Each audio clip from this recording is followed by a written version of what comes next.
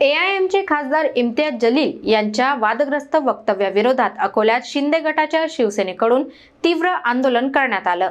घोषणाबाजीमुळे शहरातील प्रमुख मार्गांवर वाहतूक कोंडी निर्माण झाली। एआयएमचे खासदार इम्तियाज जलील यांनी केलेल्या वादग्रस्त वक्तव्याच्या निषेधार्थ अकोला शहरात शिंदे गटाच्या शिवसेनेकडून तीव्र आंदोलन छेडण्यात आलं। पूर्ण महाराष्ट्र हिरवा करणार तसेच माजी खासदार नवनीत राणा यांच्याबाबत केलेल्या वक्तव्यामुळे शिवसैनिकांमध्ये संतापाची लाट उसळली होती। या आंदोलनाचे नेतृत्व शिंदे सेनेचे महानगर शिवसेना प्रमुख यांनी केले। आंदोलनादरम्यान हजारो शिवसैनिक रस्त्यावर उतरले असून एआयएमच्या विरोधात जोरदार घोषणाबाजी करण्यात आली। शहरातील प्रमुख चौक आणि मार्गांवर मोठ्या प्रमाणात गर्दी झाल्याने काही काळ वाहतूक पूर्णतः विस्कळीत झाली। वाहनांच्या लांबच लांब रांगा लागल्यामुळे नागरिकांना अडचणींचा सामना करावा लागला।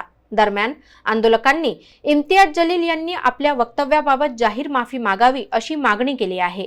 प्रशासनाकडून परिस्थिती नियंत्रणात आणण्यासाठी पोलीस बंदोबस्त तैनात करण्यात आला होता। या आंदोलनामुळे शहरात काही काळ तणावपूर्ण वातावरण निर्माण झाल्याचे चित्र पाहायला मिळाले।